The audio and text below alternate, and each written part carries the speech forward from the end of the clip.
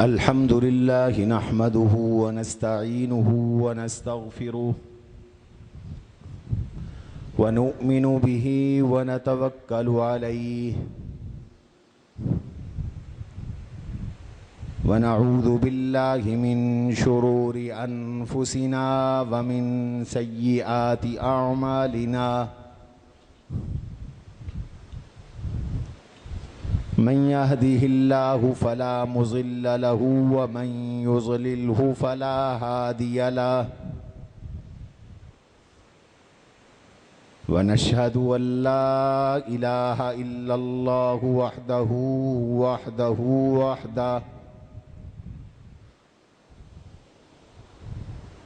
ونشهد أن سيدنا ومولانا محمدًا عبده ورسوله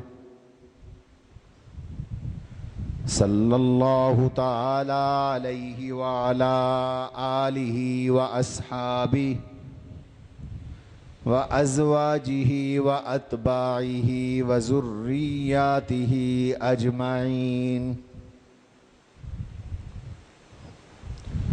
أما بعد فأعوذ بالله من الشيطان الرجيم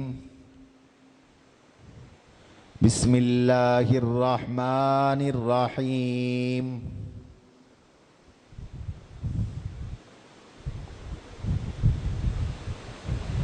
هو الذي أرسل رسوله بالهدى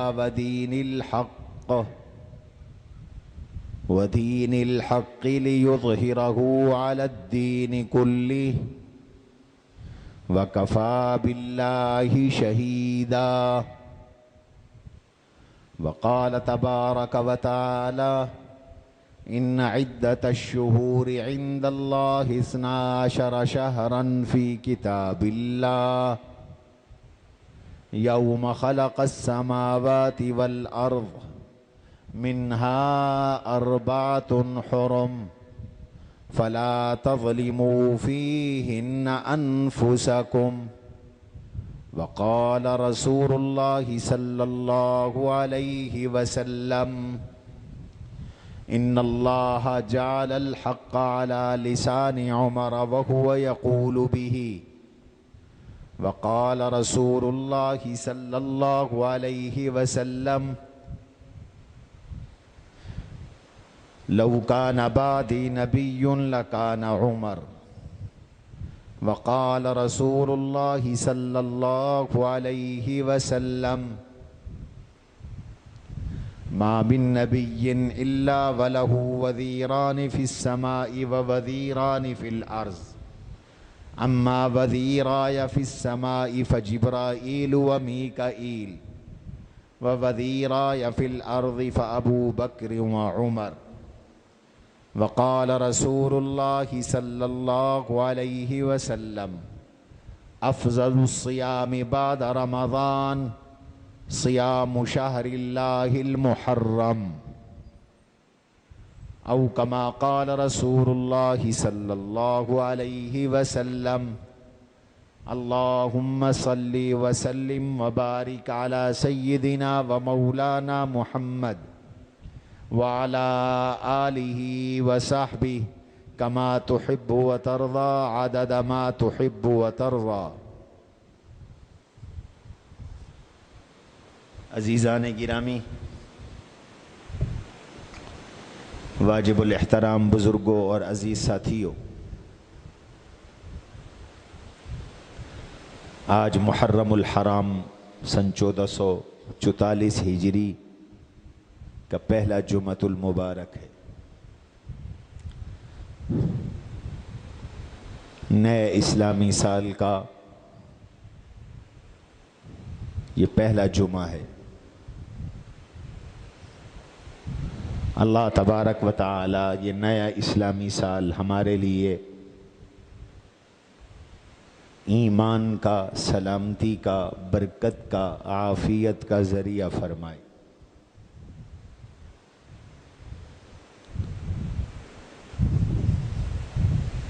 گزشتہ جمعۃ المبارک کی مجلس میں امیر المؤمنین خلیفۃ المسلمین خلیفہ عادل و راشد مراد نبی داماد سیدنا علی حضرت عمر ابن خطاب الفاروق رضی اللہ تعالی عنہ کی سیرت طیبہ کا کچھ حصہ عرض کیا تھا۔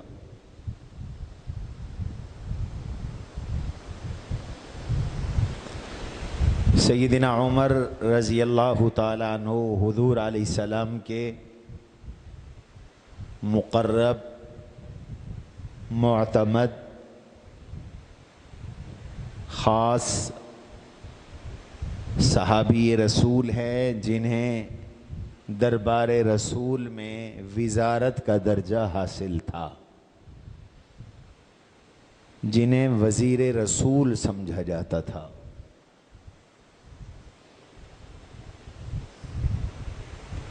اللہ کے نبی کی صحبت میں آ کر ان کی ایسی تربیت ہوئی کہ اللہ تعالیٰ نے تقوی کے میدان میں، علم کے میدان میں، انتظام کے میدان میں، سیاست کے میدان میں، حکومت کے میدان میں، تفقہ کے میدان میں انہیں ایسا بنا دیا تھا کہ دنیا میں ان کی مثال نہیں ملتی۔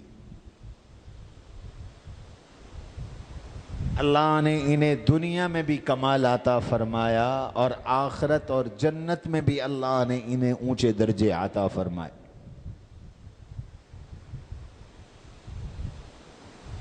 خود اللہ کے نبی صلی اللہ علیہ وسلم کی آپ کے بارے میں بہت سی پیشین گوئیاں ہیں۔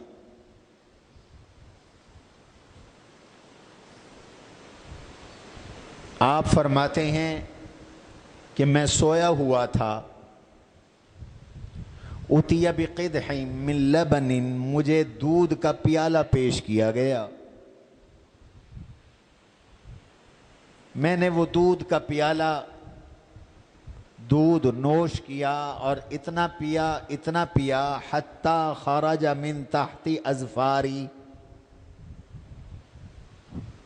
میں اتنا سیراب ہو گیا دودھ سے کہ دودھ میرے ناخن کے نیچے سے ظاہر ہو گیا، نکلنے لگا، یعنی دودھ کے آثار اور سیر ہونے کے آثار ناخن سے ظاہر ہونے لگے۔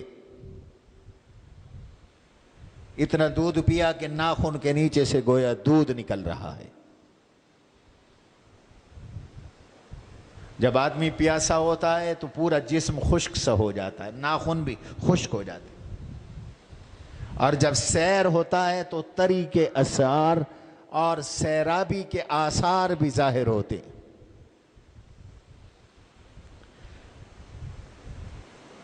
ثم اعطیت فضلی، پھر میں نے اپنا بچا ہوا دودھ عمر بن خطاب کو دیا۔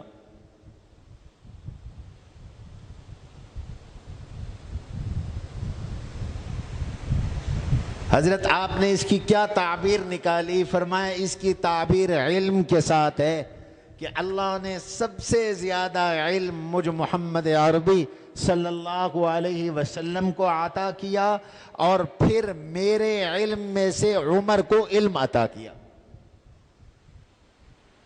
تو حضرت عمر کا علم اتنا کامل ہے، غیرت بھی کامل، جرت بھی کامل۔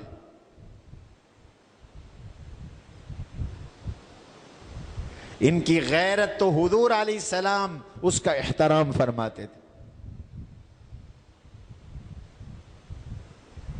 فرمایا میں معراج پہ گیا، میں جنت کی سیر کر رہا تھا، تو اس دوران جنت کی سیر کے دوران اس سمعت خشخاتا، بلال، مجھے بلال کے پاؤں کی آہٹ کی آواز سنائی دی۔ میں نے جنت میں بلال کے پاؤں کی آہٹ سنی۔ دوسری حدیث میں ہے، یہ مضمون کئی حدیثوں میں مذکور ہے کہ آپ نے جنت میں سیدنا بلال رضی اللہ عنہ کے پاؤں کی آہٹ سنی اور آپ جب واپس تشریف لائے تو حضرت بلال سے پوچھا کہ بلال، یہ مشکات میں یہ حدیث موجود ہے، مشکات، بلال تیرا کون سا عمل ہے کہ جو تو کرتا ہے جس کی وجہ سے تو چلتا تو مکہ میں ہے لیکن تیرے پاؤں کی آہٹ میں نے جنت میں سنی ہے؟ تو حضرت بلال رضی اللہ عنہ نے وہ عمل بتلایا، آپ بھی اس عمل کو نوٹ کر لیں۔ جنت والے اعمال یاد کرنے چاہیے، کن اعمال سے جنت ملتی ہے،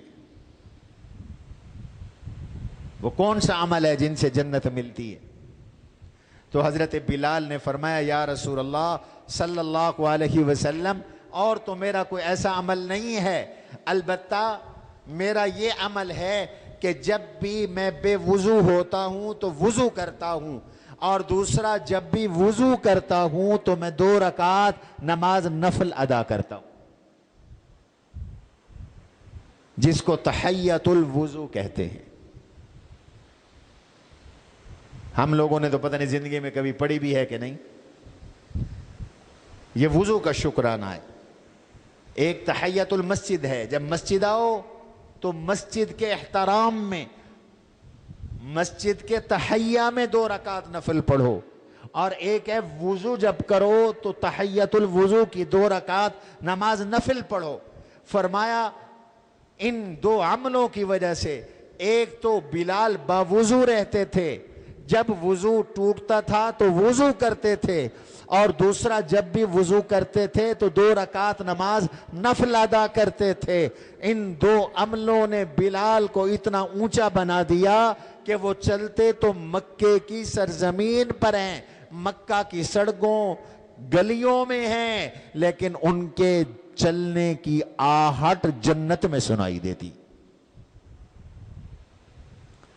باوضو رہنا یہ مستقل عبادت ہے، اور اس سے فرشتوں کی صحبت نصیب ہوتی ہے۔ بے وضو آدمی کے قریب فرشتے نہیں لگتے۔ یاد رکھو، حدیث میں آتا ہے آدمی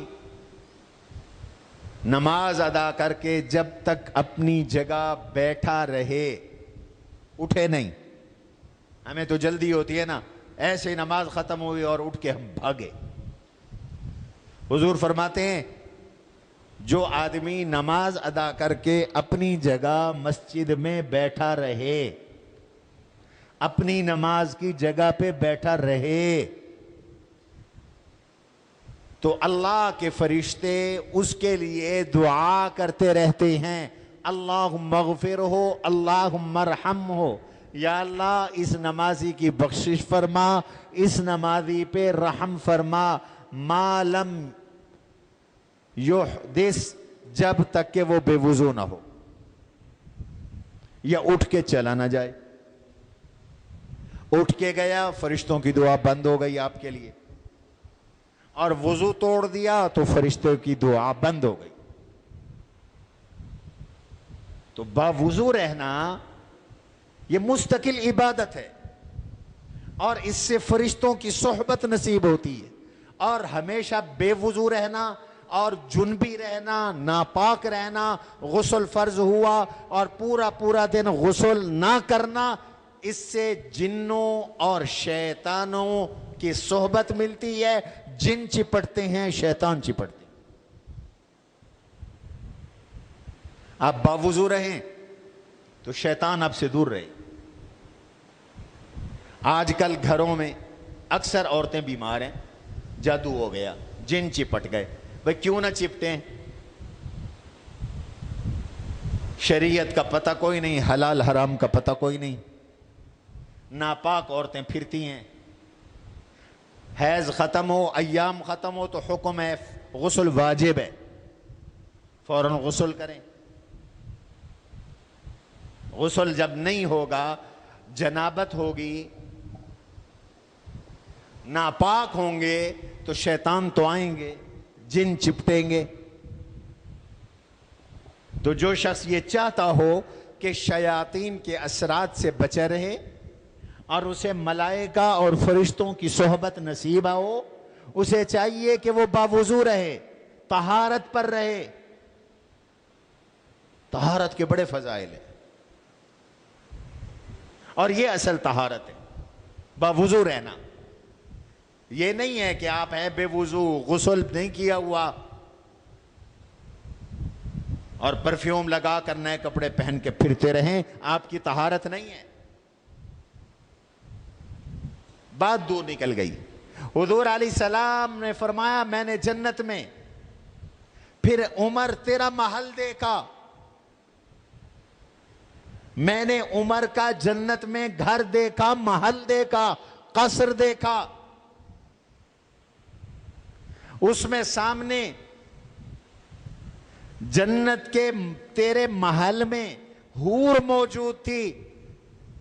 اردت ان ادخلا، میرا ارادہ ہوا کہ میں سونے اور چاندی سے بنا ہوا تیرا گھر، جس کی ایک اینٹ سونے کی اور ایک اینٹ چاندی کی ہے، میں یہ تیرا گھر اندر جا کر دیکھوں۔ فذکرت غیرت عمر، لیکن عمر کی غیرت مجھے یاد آ گئی۔ عمر تیری غیرت کی وجہ سے کہ تو غیور شخص ہے، اپنے گھر میں کسی اور کو گوارا نہیں کرے گا، میں تیرے گھر داخل نہیں ہوا۔ حضرت عمر کو جب حضور نے یہ سنایا تو فرمایا اعلیک اغار یا رسول اللہ، آقا میں آپ پر بھی غیرت کرتا، آپ ضرور تشریف لے جاتے میرے جنت والے گھر میں۔ یہ بخاری کی حدیث ہے، کیا میں آپ پر بھی غیرت کرتا؟ غیرت بھی کمال کی۔ غزوہ احد میں مسلمانوں کی لغزش کی وجہ سے شکست ہو گئی، 70 مسلمان شہید ہو گئے۔ تو ابو سفیان اس وقت مسلمان نہیں ہوئے تھے، اور وہ مشرکین کے سردار تھے، حضور کے مد مقابل تھے۔ تو جناب ابو سفیان نے نعرہ لگایا اور کیا کہا؟ اس نے پوچھا حل فیکم محمد، حل فیکم ابو بکر، حل فیکم عمر؟ حضور نے فرمایا جواب نہ دو۔ اس نے سمجھا یہ سارے قتل ہو گئے، شہید ہو گئے، تو اس نے نعرہ لگایا اعلو حبل، اعلو حبل، حبل اونچا ہو گیا، حبل اونچا ہو گیا۔ عمر تو موحد تھے اور غیرت مند تھے۔ اب عمر خاموش نہ رہے، حضور کی اجازت سے جواب دیا، فرمایا حبل بہت اونچا نہیں ہوا، نعرہ لگائے گا اللہ اعلی و اجل، اللہ اعلی و اجل، اللہ اونچے ہیں، اللہ بلند ہے، اللہ بالا ہے۔ اس نے کہا لنا عزا ولا عزا لکم، ہمارا عزا بت ہمارا مددگار ہے، تمہارا عزا نہیں۔ عزا ایک بت کا نام تھا۔ اس نے کہا آج عزا نے ہماری مدد کی، وہ ہمارا پروردگار اور مددگار ہے، تمہارا عزا نہیں، کوئی مدد کرنے والا نہیں۔ تو عمر کی غیرت پھڑکی اور اعلان کیا لنا مولا ولا مولا لکم، لنا مولا ولا مولا لکم، ہمارا اللہ ہمارا مشکل کشا ہے، تمہارا کوئی مشکل کشا نہیں۔ بت تو جھوٹے ہے، ہمارا اللہ ہے جو ہمارا مددگار ہے، مشکل کشا ہے۔ مشرکو کافرو، تمہارا کوئی مشکل کشا نہیں۔ ایسی غیرت عمر کی۔ حدیبیہ نے حضور نے صلح کی تو حضرت عمر بڑے بے چین تھے، یا رسول اللہ کیا ہم حق پہ نہیں، وہ باطل پہ نہیں؟ فرمایا بالکل۔ الیس قتلانا فی الجنہ وقتلاہم فی النار، ہمارے مقتول اگر جنگ ہوتی ہے وہ جنت میں نہیں اور ان کے مقتول جہنم میں نہیں جائیں گے؟ فرمایا بالکل ایسے ہوگا۔ تو ما ہذہ الدنیہ یا رسول اللہ، یہ آپ نے جو صلح فرمائی، جس صلح میں ہماری ظاہری سبکی ہو رہی ہے، یہ کیوں؟ فرمایا عمر میں نے اللہ کے حکم سے کی۔ غیرت ہے عمر کی۔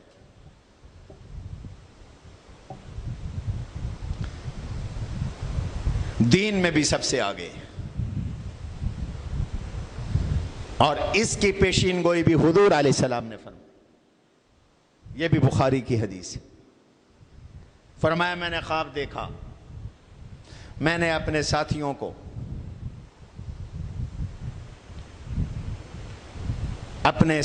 پر، اپنے صحابہ پر، اپنے ساتھیوں پر، مسلمانوں پر قمیصیں دیکھی، کرتے دیکھے. منہا ما یبلغ صدیہ، بعض کا کرتا یہاں تک ہے، سینے تک ہے، چھوٹا. بعض کا کرتا اس سے نیچے، بعض کا کرتا اس سے نیچے ہے، بعض کا کرتا اس سے نیچے ہے. عمر میں نے تیرا کرتا دیکھا، تیرا کرتا پاؤں سے نیچے تک ہے. حضرت اس کی تعبیر کیا ہے؟ فرمایا اس کی تعبیر دین ہے. یعنی عمر کا دین کامل ہے، عمر کا دین مکمل ہے، عمر اعمال والا ہے، عمر تقوی والا ہے، عمر مکمل دین والا ہے. حضور نے حضرت عمر کی دینداری حضور کو خواب میں دکھلائی.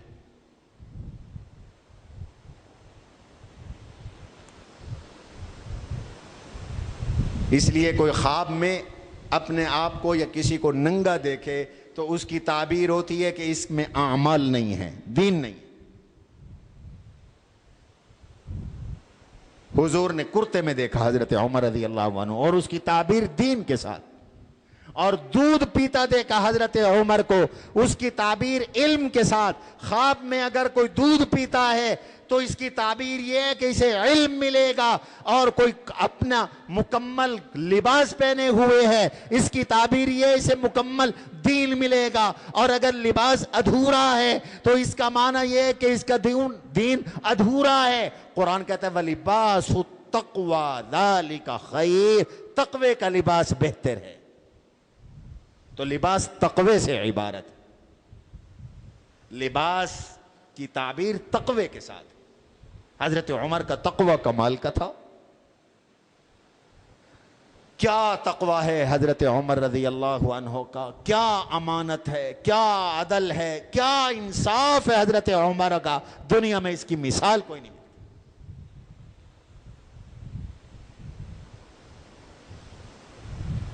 سخت گرمی کا دن، سخت گرمی، اور دوپہر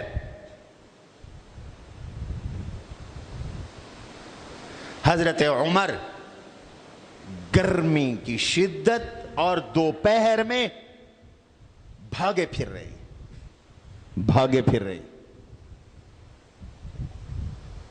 مہمان آ گئے، احنف بن قیس عراق سے مہمان آئے. انہوں نے کہا احنف میرے ساتھ شامل ہو جا، ہمارے بیت المال کے زکوٰۃ کا ایک اونٹ گم ہو گیا ہے، میرے ساتھ وہ اونٹ تلاش کرواؤ. امیر المؤمنین صدقے کا اونٹ خود تلاش کر رہے ہیں، اونٹ بھاگ گیا. یہ مسجدوں اور مدرسوں والوں کے لیے سامان عبرت ہے کہ زکوٰۃ، خیرات اور مسجد کے عطیات کو کتنا ہم بے دریغ برباد کرتے ہیں، ضائع کرتے ہیں. یہ ہمارے دین کی کمی ہے، تقوی کی کمی ہے. ہم مسجدوں کی بجلیاں ضائع کرتے ہیں، مدرسوں میں طلبہ بجلی، پانی، گیس ضائع کرتے ہیں. حضرت عمر سے کا تقوی دیکھو، صدقے کا اونٹ تلاش کر رہے ہیں. ند ایبل من الصدقہ، یہ صدقے کا اونٹ بھاگ گیا ہے. اور عمر کب گرمی میں، دوپہر میں، سخت گرمی میں خود بھاگے پھر رہے ہیں. اور احنف بن قیس آئے، ان کو بھی ساتھ لگایا اور صدقے کا اونٹ تلاش کیا. احنف کہنے لگے امیر المؤمنین یہ کوئی آپ کے کرنے کا کام ہے؟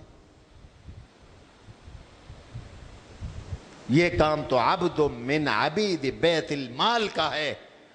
بیت المال میں غلام بھی تو موجود ہے. اس زمانے میں غلام ہوتے تھے، باندیاں ہوتی تھیں جو جنگوں میں گرفتار ہو کے آتے تھے اور وہ خدمت کے لیے تقسیم کیے جاتے تھے. بیت المال کا غلام بھی تو موجود ہے. یہ کام تو وہ بھی کر سکتا ہے، آپ کیوں کر رہے ہیں؟ فرمایا او احنف، مجھ سے بڑا غلام اور کون ہوگا؟ تجھ سے بڑا غلام اور کون ہوگا؟ میں اور تو بھی تو اللہ کے آگے غلام ہیں، اس لیے یہ کام میرے کرنے کا ہے، یہ کام تیرے کرنے کا ہے، کہ ہم اللہ کے عاجز بندے ہیں اور یہ اللہ کی امانت ہے، اور اللہ کی امانت کی حفاظت اللہ کے عاجز بندوں کے ذمے۔ یہ ہے تقوی، یہ ہے ورع امیر المؤمنین حضرت عمر۔ کون کون سا واقعہ حضرت عمر کے تقوی کا بیان کروں، عاجزی کا بیان کروں؟ یہ دونوں لازم، جن میں تقوی ہوگا ان میں عاجزی اور تواضع بھی آ جاتی ہے، اور جو تقوی سے خالی ہوتے ہیں وہ تکبر سے بھی بھر جاتے ہیں، بڑائی سے بھی بھر جاتے ہیں۔ یہ 22 لاکھ مربع میل کا حاکم ہے، 24 ملک تقریباً حضرت عمر نے اپنے دور حکومت میں فتح کیے۔ آج اگر حضرت عمر کی ان فتوحات کو دیکھیں تو تقریباً 24 ملک بنتے ان کا حاکم۔ آج شام مستقل ملک ہے، اس کے فاتح عمر۔ فلسطین مستقل ملک ہے، فاتح عمر۔ اردن مستقل ملک ہے، فاتح۔ مصر مستقل ملک ہے، فاتح حضرت عمر۔ اور آپ کے افغانستان، پاکستان تک، سجستان تک، خراسان تک، نہاوند اور مغرب کے ممالک، اتنا بڑا حاکم، اور صدقے کا اونٹ خود تلاش کر رہا۔ ایک دن بازار میں حضرت عمر رضی اللہ عنہ اپنے کندھے پہ پانی کی مشک اٹھا کر چل پڑے۔ کسی نے کہا امیر المؤمنین،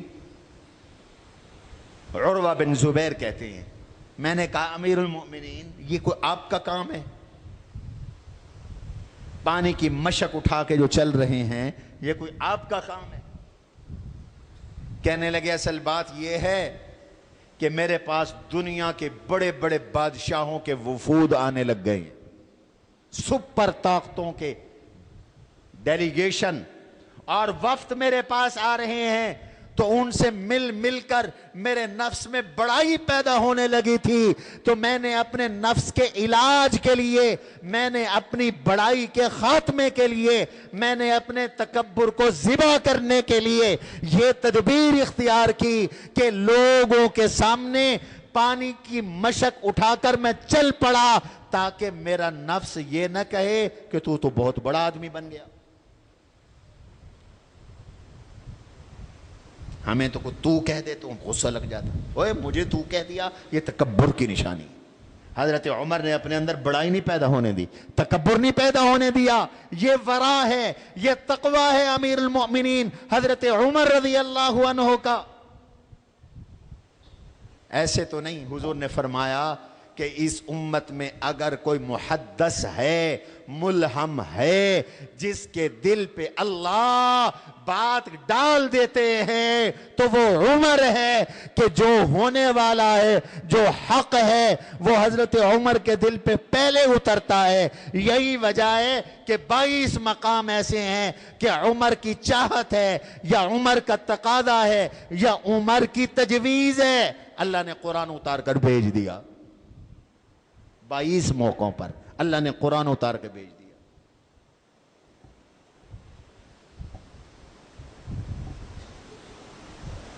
یہ حضرت عمر کے تقوی کی برکت ہے۔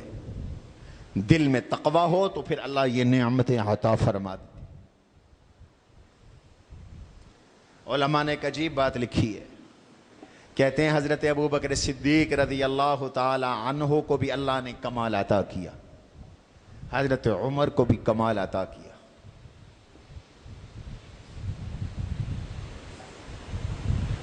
لیکن دونوں کے درجوں میں بھی بڑا فرق ہے۔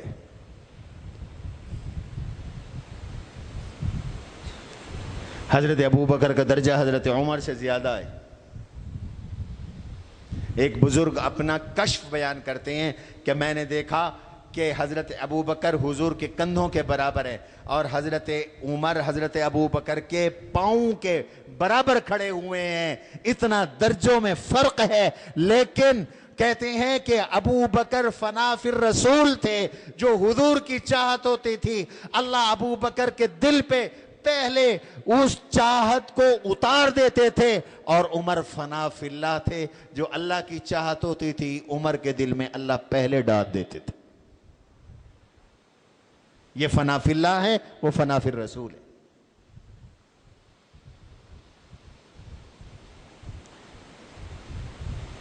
امیر المومنین بنے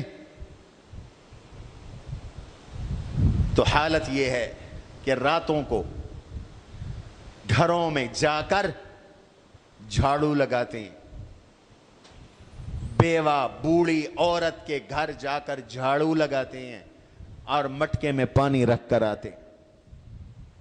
ایک دن رات کو چل رہے تھے، حضرت طلحہ رضی اللہ تعالیٰ عنہ بھی ساتھ تھے، گھر میں تشریف لے گئے، واپس آئے۔ اگلے دن کو حضرت طلحہ اس گھر میں گئے تو کیا دیکھتے ہیں؟ 70-80 سال کی بوڑھی نابینا عورت بیٹھی ہوئی ہے۔ اس سے جا کے کہا تجھے پتہ بھی ہے کہ تیرے گھر رات کو کون آتا ہے؟ اس نے کہا کہ مجھے تو کوئی پتہ نہیں، اتنا پتہ ہے ایک شخص رات کو آتا ہے اور وہ رات کو آ کر مٹکے میں پانی تبدیل کرتا ہے، میرے پینے کے لیے پانی بھر کے رکھتا ہے۔ نلکوں کا زمانہ نہیں تھا، کنووں سے پانی بھر کر لایا جاتا تھا، میرے گھر کی صفائی کرتا ہے، جھاڑو لگاتا ہے، چلے جاتا ہے۔ فرمایا اماں یہ شخص امیر المؤمنین عمر ہے، جو روز تیرے گھر میں آ کر جھاڑو بھی لگاتا ہے اور مٹکے میں پانی بھی رکھ کر جاتا ہے۔ یہ عاجزی ہے، یہ خدمت ہے۔ امیر المؤمنین خدمت کر رہے ہیں۔ ہم تو اپنے گھر کی گلی نہیں صاف کر سکتے، نالی نہیں صاف کر سکتے، اور امیر المومنین لوگوں کے گھروں میں جا کر صفائیاں کر رہی ہیں۔ فاروق اعظم رضی اللہ عنہ، عدل کا عالم یہ ہے۔ آج احتساب احتساب احتساب کے نعرے لگاتے ہیں، قوم کو سیاستدان بدھو بناتے ہیں، ہر کوئی دوسرے کے لیے احتساب کی بات کرتا ہے، اپنے لیے کوئی نہیں۔ وہ کہتا ہے تو چور ہے، ڈاکو ہے، دوسرا کہتا ہے تو توشہ خان ہے، تو نے گھڑی چوری کی، تو نے فلاں چیز چوری کی۔ دھکے کھاتے رہو گے، تم سب غلام ہو یورپ کے، امریکہ کے۔ آؤ عمر کے غلام بنو، آؤ ابو بکر کے غلام بنو، آؤ حسنین کریمین کے غلام بنو، علی المرتضی کے غلام بنو، تو امانت بھی تمہیں ملے گی، دیانت بھی تمہیں ملے گی۔ حضرت عمر کے بڑے صاحبزادے ہیں عبداللہ ابن عمر رضی اللہ عنہما، بڑے متقی صحابی رسول ہیں، اونچے درجے کے صحابی، متبع سنت ہیں۔ ایک اونٹنی خریدی اور بیت المال کے اونٹوں کے ساتھ چراگاہ میں بھیج دی، چرتی رہی، موٹی ہو گئی۔ جب موٹی ہوئی تو اس کو منگوایا اور مارکیٹ لے گئے، منڈی میں لے گئے بیچنے کے لیے، بک رہی ہے منڈی میں۔ اچانک حضرت عمر آ گئے۔ حضرت عمر تو منڈیوں میں جا کے ریٹ چیک کرتے تھے، ایسے تو نہیں ہوتا تھا نا کہ راتوں رات لوگ لاکھوں روپے ریٹ بڑھا دیں چڑھا دیں۔ حضرت عمر تو مارکیٹوں میں جاتے تھے، دیکھا کہ پوری منڈی میں ایک اونٹنی اتنی موٹی تازی ہے۔ پوچھا ابن عمر یہ تیری اونٹنی ہے؟ جی حضرت یہ میری اونٹنی ہے ابا جان، اور کسی کا جانور اتنا موٹا نہیں، تمہاری یہ اونٹنی اتنی موٹی کیوں ہے؟ امیر المؤمنین کے صاحبزادے عبداللہ بن عمر کہنے لگے امیر المؤمنین اونٹنی میں نے خریدی تھی اور خرید کر کے چراگاہ میں بھیج دی تھی، اور اب میں نے منگوائی ہے اور منگوا کر بیچ رہا ہوں۔ فرمایا ہاں، تو جب یہ وہاں چراگاہ میں گئی ہوگی تو چراگاہ کے جو نگران ہیں، جو چرواہے ہیں، انہوں نے کہا ہوگا نا کہ یہ امیر المؤمنین کے بیٹے کی اونٹنی ہے، اسے زیادہ چارہ ڈالو، اسے پہلے پانی پلاؤ، اس کی زیادہ خدمت کرو تاکہ بیٹا خوش ہو تو باپ خوش ہوگا۔ تم نے میری حکومت سے یہ منافع لیا ہے، تم نے میری حکومت سے یہ فائدہ اٹھانے کی کوشش کی ہے، لہذا تمہیں اس کا کوئی حق نہیں ہے۔ یہ اونٹنی بیچو، جتنے کی تم نے اونٹنی خریدی تھی اتنے پیسے تمہیں ملیں گے، باقی پیسے بیت المال میں جمع ہوں گے۔ لاؤ ایسا حکمران، باقی پیسے بیت المال میں جمع ہوں گے۔ اپنے گھر کو اپنی حکومت سے نفع نہیں اٹھانے دیا، حالانکہ یہ معمولی سی بات تھی۔ دوسرے بیٹے تھے عبید اللہ، عبداللہ اور عبید اللہ دونوں گئے عراق۔ عراق کے گورنر نے مدینہ میں کچھ رقم بھیجنی تھی بیت المال کے لیے۔ محصولات ہوتے ہیں نا، اس زمانے میں بینک تو تھے نہیں، لوگ لے جایا کرتے تھے، کسی امین آدمی کی ضرورت تھی تو انہوں نے عبید اللہ اور عبداللہ کو یہ رقم دے دی، جاؤ مدینے اپنے ابا کو دے دینا، امیر المؤمنین حضرت عمر کو دے دینا، اور ساتھ تجویز دی کہ تم کوئی چیز لے لو، خرید لو، وہاں جا کے بیچ دینا، 4 پیسے تمہیں بچ بھی جائیں گے۔ انہوں نے اس رقم کا کچھ مال خریدا اور مدینے آ کے بیچا، منافع حاصل ہوا، اور وہ اصل رقم جو امانت کی تھی وہ حضرت عمر کو پیش کی۔ امیر المؤمنین حضرت عمر رضی اللہ تعالی عنہ نے بیٹوں سے فرمایا کہ اگر میں بندھا ہوا ہوں قیامت کے دن تو تم مجھے چھڑواؤ گے، تم مجھے چھڑواؤ گے۔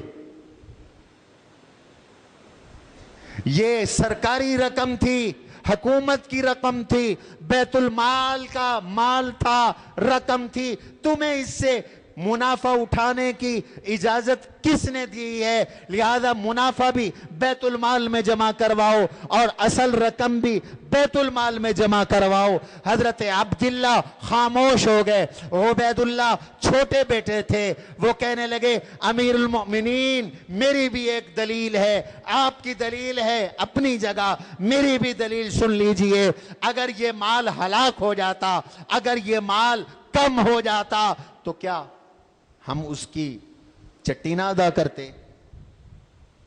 لہذا جو مال ہم نے خریدا، اگر ہم نے اس کا منافع کمایا ہے، الغنم بالغرم، یہ فقہ کے طالب علم جانتے ہیں، الغنم بالغرم، جس کو نقصان اٹھانا پڑتا ہے وہ نفع کا بھی مالک ہوتا ہے۔ اگر یہ مال ہلاک ہوتا، کم ہوتا، تو میری طرف مجھ پر اس کی زمان ہوتی، ہم اس کی زمان ادا کرتے، لہذا ہم منافع کے بھی مالک ہیں۔ تو جو شرکائے مجلس تھے انہوں نے فیصلہ کیا، کہنے لگے امیر المؤمنین ایسا کیجئے، مال سرکاری تھا، محنت ان کی تھی، آپ ان کے بزنس میں حکومت کو شریک کر لیجئے اور منافع آدھو آدھ کر لیجئے۔ امیر المؤمنین نے فرمایا چلو ایسا کر لیتے ہیں۔ تو وہ منافع بھی بیٹوں کو نہیں دینے دیا، فرمایا آدھا منافع بیت المال میں جمع کرواؤ۔ یہ عمر کا عدل ہے، یہ حضرت عمر کا انصاف ہے۔ کہیں سے کستوری آئی، عنبر آیا، عاتقہ بنت زید گھر والی، عاتقہ بنت زید، کہنے لگے کہ کوئی آدمی ایسا مل جائے جو اس کستوری کو اور عنبر کو، خوشبو کو تول تول کر مجھے دے تاکہ میں لوگوں میں تقسیم کر دوں۔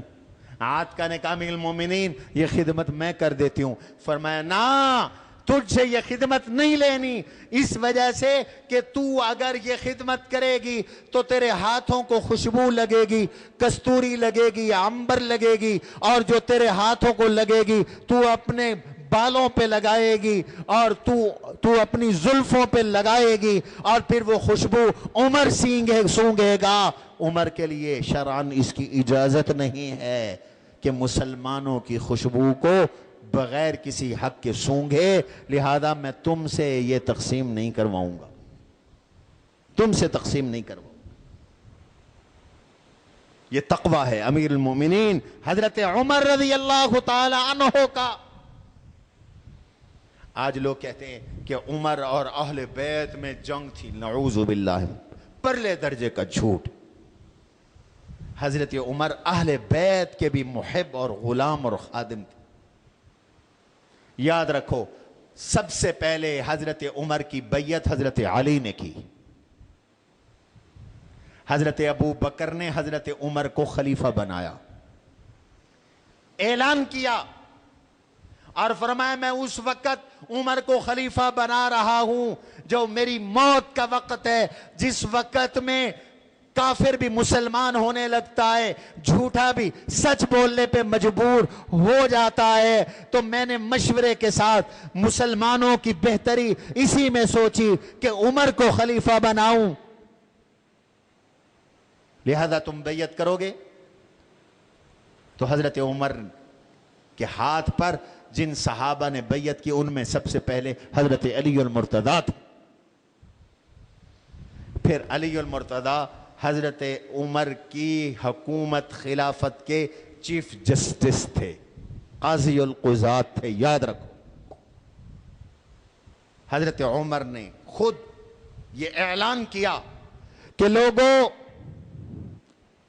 جس کو قرآن کے بارے میں کچھ پوچھنا ہو ابی ابن کعب سے پوچھے، جس کو حلال و حرام کا کوئی مسئلہ پوچھنا ہو وہ معاذ ابن جبل سے پوچھے، جس کو وراثت کا کوئی مسئلہ پوچھنا ہو وہ حضرت زید ابن ثابت سے پوچھے، اور جس کو کوئی فیصلہ کروانا ہو وہ علی سے فیصلہ کروائے، اس لیے کہ اللہ کے نبی نے فرمایا وَأَقْضَاهُمْ عَلِي، سب سے بڑے قاضی میری امت کے سب سے بڑے جسٹس علی المرتضیٰ، حضرت علی المرتضیٰ۔ لیکن حضرت علی نے اپنا فیصلہ خود نہیں کیا، اپنا فیصلہ حضرت عمر سے کروایا۔ حضرت عباس اور حضرت علی کا جھگڑا ہو گیا تھا فدق کے باغ کے سلسلے میں۔ یہ فدق جو سنتے ہو، حضرت عمر نے اس کا متولی بنایا تھا۔ یہ جو بکواس کرتے ہیں کہ ابو بکر نے فدق چھین لیا تھا، تو یہ جو فدق کا باغ تھا یہ کسی نے نہیں چھینا تھا، یہ حکومت کے پاس رہا، اس کی آمدنی اہل بیت پہ خرچ ہوتی رہی۔ حضور کے زمانے میں ابو بکر نے بھی وہی طریقہ رکھا، حضرت عمر نے بھی وہی طریقہ رکھا، لیکن اس کا نگران بنایا ہی حضرت علی کو اور حضرت عباس رضی اللہ عنہ کو، حضور کے چچے کو، حضور کے داماد کو نگران بنایا۔ ان کا آپس میں تنازع ہوا تو فیصلہ حضرت عمر نے کیا۔ حضور کے خاندان کا کتنا احترام کرتے تھے حضرت عمر۔ آپ سب جمعہ پڑھنے آئے، نہاد ہو کر کپڑے پہن کے آئے، حضرت عمر بھی جمعہ پڑھانے کے لیے مسجد نبوی آ رہے تھے، نہاد ہو کر، غسل کر کے، کپڑے پہن کر۔ مسجد نبوی کے ساتھ حضرت عباس کا گھر تھا، اس کے اوپر پرنالا تھا،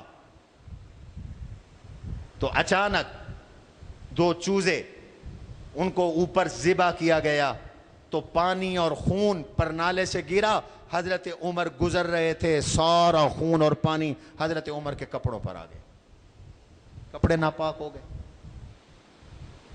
حضرت عمر گھر واپس گئے، غسل کیا، کپڑے بدلے، اور آ کر یہ پرنالہ اتروا دیا کہ اس سے نمازیوں کے کپڑے خراب ہوتے۔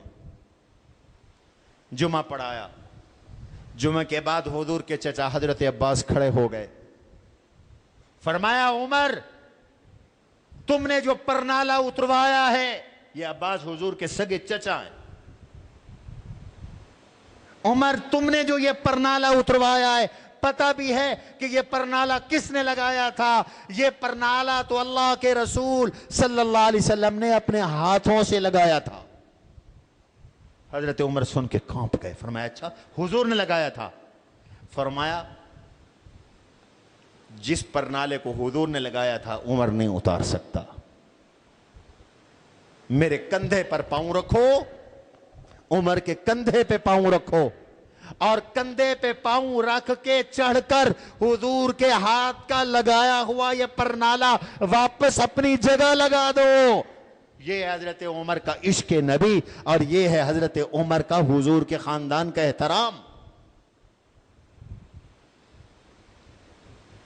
حضرت علی حضرت عمر کے بارے میں کیا کہتے ہیں؟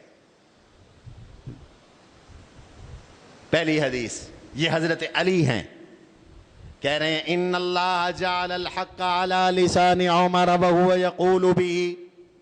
اللہ نے عمر کی زبان پہ حق رکھا ہے، عمر جب بھی بولتا ہے حق اور سچ بولتا ہے. یہ علی کہہ رہے ہیں. دوسری حدیث فرمایا جب ہم عمر کی تقریر اور بات سنتے تھے ان اللہ نزل السکینۃ علی لسان عمر، اللہ حضرت عمر کی زبان پر سکینہ اتارتے تھے، جب وہ بولتے تھے تو ہمیں اطمینان اور سکون ملتا تھا.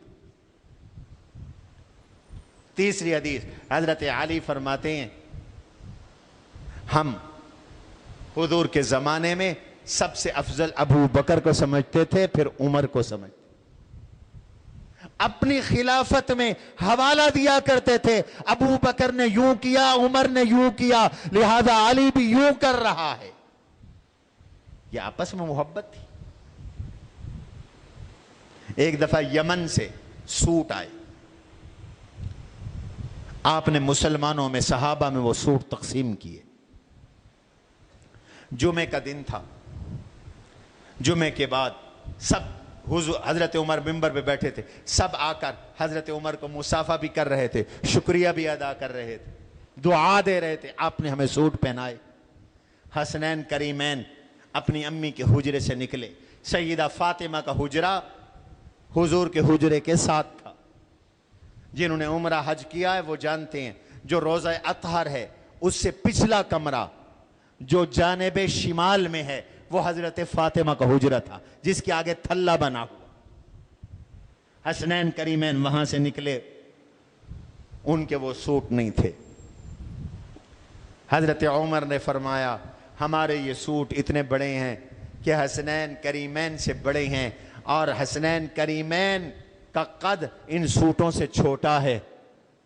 یہ شہزادے ہیں، انہیں سوٹ نہ ملے تو فوراً خط لکھا یمن کے گورنر کو اور فرمایا کہ جلدی سے 2 سوٹ بنواؤ حسنین کریمین کے لیے، ایک حضرت حسن کے لیے، ایک حضرت حسین کے لیے، اور فوراً مدینہ بھیجو. ان کو سوٹ منگوائے، باہر سے منگوائے حسنین کریمین کے لیے حضرت عمر نے. اور وہ سوٹ پہن کر جب گھر سے باہر آئے اور عمر نے دیکھا تو کہنے لگے الآن طابت بہ نفسی، عمر کا دل ٹھنڈا ہو گیا ہے، عمر کا دل ٹھنڈا ہو گیا. اللہ تعالی ہمیں اپنے ان اکابر کے نقش قدم پر چلائے. یہ محرم کا مہینہ ہے، اس کے احکام سن لو 2-3 منٹ میں. یہ اشہر حرم میں سے ہے، محرم محترم مہینوں میں سے. اور آج سے نہیں، یہ ثانیہ کربلا کی وجہ سے نہیں، بلکہ اللہ کہتے ہیں کہ یہ مہینہ محترم بنا جب سے آسمان بنا، جب سے زمین بنی. ان عدت الشہور عند اللہ 12 شہرا فی کتاب اللہ یوم خلق السماوات والارض منها 4 حرم. 4 مہینے محترم ہیں جب سے آسمان و زمین بنی ہے، ان میں ایک مہینہ محرم ہے. ذوالقعدہ، ذی الحجہ، محرم اور رجب، یہ 4 مہینے محترم. اور قرآن کہتا ہے فَلَا تَظْلِمُوا فِيهِنَّ أَنفُسَكُمْ، ان مہینوں میں گناہ نہ کرو، لہذا محرم میں گناہ نہ کرو ورنہ اپنے اوپر ظلم کرو گے. نماز کا اہتمام کرو، روزہ رکھو. حضور علیہ السلام نے ارشاد فرمایا افضل الصیام بعد رمضان صیام شہر اللہ المحرم او کما قال. رمضان کے روزوں کے بعد سب سے افضل روزے اللہ کے مہینے کے ہیں اور وہ محرم ہے. محرم کو ایک تو اللہ کا مہینہ قرار دیا، یہ اللہ کا مہینہ، اور دوسرا فرمایا اس میں روزہ رمضان کے بعد سب سے زیادہ اجر و ثواب ہے۔ لہذا روزے رکھنے کی کوشش کریں، نیکیوں کا اہتمام کریں، گناہ نہ کریں۔ اور تیسرا حکم ہے عاشورے کا روزہ رکھو۔ اس دن فرعون ہلاک ہوا اور موسیٰ علیہ السلام کو اللہ نے فتح عطا کی، اور حضور نے فرمایا نحن اولا بموسیٰ، ہمارا رشتہ موسیٰ سے سب سے زیادہ ہے، یہودیوں سے زیادہ ہے، اور یہودی ایک روزہ رکھتے ہیں، تم 2 رکھو۔ لہذا 9 اور 10 کا روزہ رکھو۔ 10 کا تو حضور نے روزہ رکھا، شروع میں 10 محرم کا روزہ فرض تھا، رمضان کے روزے فرض ہونے سے پہلے۔ جب رمضان کے روزے فرض ہوئے تو پھر 10 محرم کے روزے کی فرضیت منسوخ ہو گئی۔ اب مستحب ہے کہ 9 10 کا روزہ رکھو، 9 کا نہ رکھ سکو تو پھر 10 اور 11 کا روزہ رکھو۔ اور آخری حکم وہ یہ ہے، حضور علیہ السلام نے فرمایا جس شخص نے 10 محرم کو اپنے گھر بار کے خرچے میں وسعت کی، اللہ سارا سال اس کے رزق میں وسعت فرمائیں گے۔ یہ 10 محرم کے بارے میں خاص فضیلت ہے۔ حضرت حسین کی شہادت تو ہوئی سن 60 ہجری میں، 64 ہجری میں، 60 کے بعد، لیکن حضور نے تو پہلے فرما دیا کہ 10 محرم اپنے بیوی بچوں کے خرچ میں وسعت کر دو، روٹین سے اچھا کھانا بنا لو، خرچ کرو۔ چونکہ یہ اللہ کی تجلیات کا دن ہے، اللہ کی طرف سے رحمتوں کا دن ہے۔ اسی دن فرعون ڈوبا، موسیٰ علیہ السلام کو فتح ملی، نبیوں کی اللہ نے مدد کی، تو اس دن میں اللہ کی خاص تجلیات ہوتی ہیں۔ تم اللہ کی مخلوق کے ساتھ جو معاملہ کرو گے سارا سال اللہ تمہارے ساتھ وہی معاملہ کرے، سارا سال وہی معاملہ ہوگا۔ اللہ تبارک و تعالی ہمیں اس مہینے کی قدردانی کی توفیق نصیب فرمائے، آمین کہو۔ باقی اپنا مسلک چھوڑو نہیں، دوسرے کا مسلک چھیڑو نہیں۔ اہل سنت اپنے مسلک پہ پکے رہیں، اور دوسرے حضرات وہ اپنا کام کریں، آپ اپنا کام کریں۔ ملک فسادات کا، جھگڑوں کا متحمل نہیں ہے۔ آپ حضرات کوشش کیا کریں کہ ان دنوں میں جہاں جھگڑے کا خطرہ ہے اس مجلس اور جلوس میں بالکل نہ جائیں، اور خاص طور پر عاشورہ میں روزہ رکھو اور گھر میں آرام کرو، قرآن کی تلاوت کرو، اللہ اللہ کرو۔ اور افطاری ذرا اہتمام کے ساتھ کرو، گھر والوں کا خرچہ بڑھ جائے تو اللہ تبارک و تعالی وسعت عطا فرمائیں گے۔ سبحان ربک رب العزت عما یصفون وسلام المرسلین والحمد للہ رب العالمین۔